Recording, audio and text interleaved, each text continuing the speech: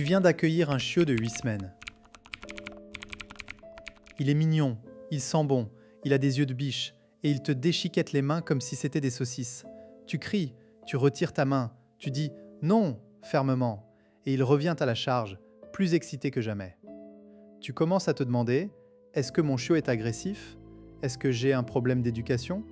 Ou est-ce qu'il faut lui apprendre à ne pas mordre, comme on lui apprend la propreté ?» La réponse est dans la nuance. Et cette nuance, peu de formateurs l'expliquent clairement. Car entre l'inhibition de morsure, un mécanisme biologique que le chiot doit apprendre avant ses 3 mois, et l'éducation au mordiment, les règles sociales que tu poses dans ton foyer, il existe une frontière fine. La mélanger peut te faire prendre de mauvaises décisions, parfois contre-productives. Dans cette vidéo, tu vas découvrir exactement ce qui se passe dans le cerveau et les dents de ton chiot de 8 semaines. Tu vas comprendre pourquoi les méthodes punitives aggravent souvent le problème et surtout, tu vas repartir avec 3 techniques concrètes applicables dès ce soir pour passer des morsures douloureuses à des interactions douces. Et tout ça basé sur les recherches en cognition canine et les travaux de Bekoff sur l'inhibition de morsure. Si tu as déjà eu l'impression que ton chiot est un petit piranha, reste, parce que ce que tu vas apprendre ici va non seulement te sauver les doigts, mais aussi renforcer le lien avec ton chien pour les années à venir. Le faux paradigme, c'est de croire que le chiot mord parce qu'il est dominant ou parce qu'il teste ton autorité. C'est une idée qui traîne encore dans pas mal de livres de dressage des années 90. Le chiot doit savoir qui est le chef et le chef ne se laisse pas mordre. Résultat, des méthodes dites correctives, secouer le chiot par la peau du cou, lui taper sur le museau, le fixer dans les yeux en grognant. Des méthodes qui non seulement sont inefficaces, mais qui peuvent aussi briser sa confiance et créer des problèmes de peur. En réalité, un chiot de 8 semaines ne mord pas par méchanceté ni par défi. Il mord parce que sa bouche est son principal outil d'exploration du monde. Il mord pour jouer, pour découvrir les textures, pour exprimer son excitation. Et surtout, il n'a pas encore appris à moduler la force de sa mâchoire. Ce n'est pas un problème d'éducation, c'est un problème de développement neurologique. C'est là qu'intervient le concept d'inhibition de morsure, popularisé par le chercheur en éthologie Marc Bekoff. L'inhibition de morsure, c'est la capacité à contrôler la pression des mâchoires pour ne pas infliger de blessures. Chez les chiens, cette compétence s'apprend entre la 4e et la 16e semaine de vie, principalement au contact de la mère et des frères et sœurs. Quand un chiot mord trop fort son frère, celui-ci couine et arrête de jouer. Le mordeur comprend. Trop fort, épient les freins fine, J. Le mordre, le prof,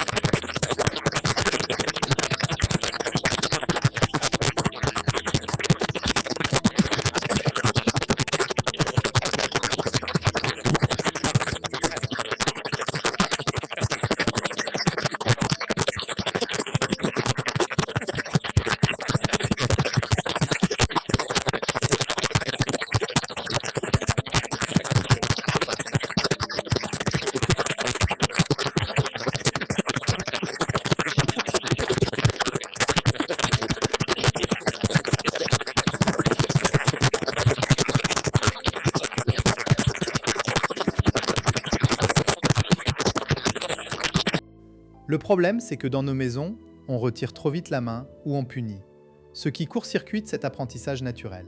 Pour que l'inhibition se développe, le chiot a besoin d'un retour immédiat et social. Un aïe ou un couinement bref, suivi d'un arrêt d'interaction de quelques secondes. Pas de punition, pas de retrait brusque, mais un signal qui imite la communication canine. Prenons un exemple concret. Sophie, 34 ans, infirmière à Lyon, adopte un bulldog français de 8 semaines qu'elle nomme Gaston. Dès le premier soir, Gaston lui mord les doigts en jouant. Sophie réagit en retirant sa main et en disant « non » d'une voix ferme. Gaston interprète le mouvement comme une invitation à poursuivre le jeu. Il saute, mord le bas de son jean, court autour d'elle. Sophie s'énerve, l'enferme dans sa cage 5 minutes. Le lendemain, même scène. Au bout d'une semaine, Sophie croise les doigts quand elle approche sa main. Deuxième soir, elle essaie autre chose. Quand Gaston mord trop fort, elle pousse un petit couinement aigu, exactement comme le ferait un autre chiot. Elle ne retire pas sa main brusquement. Elle la laisse immobile, molle. Gaston sursaute, la regarde, arrête de mordre. Sophie attend 3 secondes, puis lui propose une friandise douce au bout des doigts. Le contact est doux, la morsure devient un léchouillage. En 3 jours, la force des morsures diminue de 70%. Sophie a compris que le déclic n'était pas dans l'autorité, mais dans le signal. Que s'est-il passé exactement ? Le couinement a activé le système mirror des neurones miroirs chez Gaston. Il a ressenti l'inconfort de Sophie comme s'il était le sien. L'immobilité de la main, au lieu de la fuite, a cassé le schéma de jeu-prédation. Et la friandise a renforcé le comportement doux. En d'autres termes, Sophie a parlé la langue chiot, pas la langue humaine. Comment décoder la morsure de ton chiot ? D'abord, observe le contexte. Est-ce une morsure qui survient en jeu, avec le corps détendu, la queue qui remue, ou une morsure qui survient quand tu le manipules, quand il est fatigué ou quand il a peur ? Les chiots mordent aussi pour exprimer l'inconfort, la surstimulation ou la douleur. Si ton chiot mord quand tu le portes, il te dit « pose-moi, je suis mal ». S'il mord en fin de soirée, il est probablement surchargé. Ensuite, regarde la force. Les chiots de 8 semaines ont des dents de lait, mais leurs mâchoires sont déjà puissantes. Une morsure qui ne perce pas la peau, c'est normal. Une morsure qui fait mal, c'est le signal que l'inhibition n'est pas encore acquise. Une morsure qui laisse une marque rouge qui reste, ça peut être un signe d'agressivité, mais c'est rare à cet âge. L'agressivité vraie se reconnaît à des signes de stress, oreilles plaquées, babines retroussées, corps raide. Si ton chiot est détendu et mort, c'est du jeu. Conséquence de mal interprété. Si tu penses que ton chiot est dominant et tu le punis, tu risques de créer un chien qui mord par peur. Les chiens punis pour mordre apprennent à ne pas prévenir. Ils mordent directement sans grogner. Un chiot qui n'apprend pas l'inhibition avant ses 4 mois deviendra un adulte qui mord fort sans contrôle, ce qui peut être dangereux en situation d'excitation ou de conflit. A l'inverse, si tu ne fais rien et tu laisses le chiot mordre sans retour, il n'apprendra pas que la bouche peut être douce. Voyons maintenant 3 techniques concrètes pour travailler l'inhibition de morsure tout en posant des limites claires. Technique 1, le couinement plus pause. Quand ton chiot mord trop fort, pousse un aïe aigu, pas un cri grave. Le son doit être court, surprenant, pas effrayant. Si tu veux être plus réaliste, tu peux imiter le couinement d'un chiot, un yip aigu. Ensuite, laisse ta main ou la partie mordue immobile, molle. Ne retire pas brusquement. Compte 3 secondes dans ta tête, puis retire ta main doucement. Attends 5 secondes et propose une interaction plus douce. Une caresse lente, une friandise au creux de la main. Si le chiot mord encore trop fort, recommence le couinement et éloigne-toi carrément pendant 30 secondes. Exemple, avec Gaston, Sophie a utilisé le couinement dès le 2e soir. Elle a dit « aïe » d'une voix un peu aiguë, a laissé sa main morte, puis a compté 3 secondes. Gaston a relâché la pression. La fois suivante, il a mordu moins fort. Après 10 répétitions sur 2 jours, la force était divisée par 3. Technique 2, les jeux à distance pour éviter les mains. Quand le chiot est en phase de morsure intense, souvent en fin de journée, ne joue pas avec tes mains. Utilise un jouet de traction type t-shirt noué ou une corde. Promène le jouet au sol pour stimuler la prédation sans mettre tes doigts en danger. Si le chiot lâche le jouet pour te mordre la main, arrête le jeu, tourne-toi, attends 10 secondes. S'il revient vers la main, lève-toi et va dans une autre pièce 30 secondes. Tu apprends au chiot que les mains ne sont pas des jouets. Exemple, Sophie utilisait un vieux torchon noué. Elle le faisait glisser sur le sol, Gaston attrapait le torchon. Quand il lâchait pour mordre son pantalon, elle se levait, allait dans la cuisine, fermait la porte 30 secondes. En une semaine, Gaston ne mordait plus que le torchon. Technique 3, la généralisation douce. Le chiot doit apprendre que les morsures douces, sans pression, sont acceptables pendant le jeu et les morsures fortes arrêtent le jeu. Pour ça, tu vas graduer la réponse. S'il mord très fort, couinement plus, pause 30 secs. S'il mord moyennement, pression modérée, couinement plus, pause 3 secs. S'il mord doucement, tu continues de jouer, pas de retour. Au bout de quelques jours, le chiot ajuste sa pression pour garder l'interaction agréable. Attention, ne jamais encourager la morsure forte. Si tu acceptes une morsure forte une fois, tu renforces le comportement. Exemple. Sophie a fait des sessions de 5 minutes où elle notait la force sur une échelle de 1 à 5. En 3 jours, la note moyenne est passée de 4 à 2. Elle a ensuite augmenté progressivement le seuil. Ce qui était considéré comme moyen, un jour devenait fort le lendemain, poussant Gaston à encore réduire. Une question que tu te poses peut-être est si mon chiot devient encore plus excité après le couinement ? C'est possible. Certains chiots interprètent le son aigu comme une invitation à jouer plus fort. Dans ce cas, remplace le couinement par un trop fort dit d'une voix neutre et surtout interrompt l'interaction complètement en te levant et en tournant le dos. L'important est que le chiot apprenne que mordre fort est le fin du jeu. Tu peux aussi associer un mot comme doucement que tu disais au moment d'une morsure douce pour que le chiot associe le mot à la légèreté. Et la fameuse méthode de la main qui se ferme, certains conseillent de fermer le poing quand le chiot mord pour rendre la main moins attractive. Cela peut marcher, mais ça apprend surtout au chiot à éviter la main fermée, pas à moduler sa force. Et si tu relâches la main trop tôt, tu renforces l'attaque. Je préfère les techniques sociales qui utilisent le retour canin.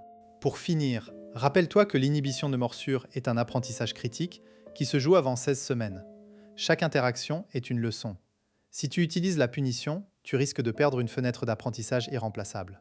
Si tu utilises le retour social, tu construis un chien qui sait jouer sans faire mal, qui te fait confiance, et qui pourra même être manipulé chez le vétérinaire sans mordre. Alors, la prochaine fois que ton chiot te mord, respire. Souviens-toi qu'il ne le fait pas contre toi, mais par inexpérience.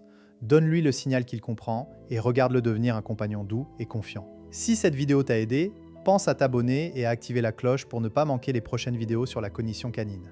Et si tu veux aller plus loin, j'ai dédié un guide complet à l'éducation du chiot du premier mois, le lien est dans la description. On se retrouve très vite.